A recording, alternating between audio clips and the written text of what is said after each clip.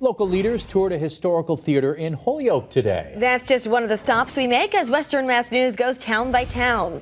Senator John Velas, Representative Pat Duffy, and Holyoke Mayor Josh Garcia hosted the Western Mass legislative delegation for a tour of the Massachusetts International Festival of the Arts Victory Theater. We're told the theater has been retrofitted now with 21st century technology and put back into service. As you see, it used to be in quite rough shape.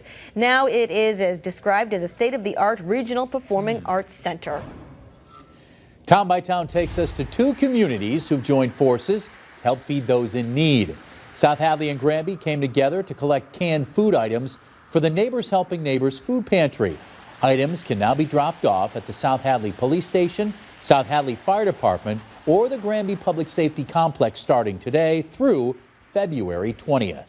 Now to Springfield, where the city's Water and Sewer Commission began their sewer pipe improvement project along Main Street. It's between Court Street and State Street today. We're told the work is expected to continue through March. Construction hours are Monday through Friday from 7 a.m. to 4 p.m.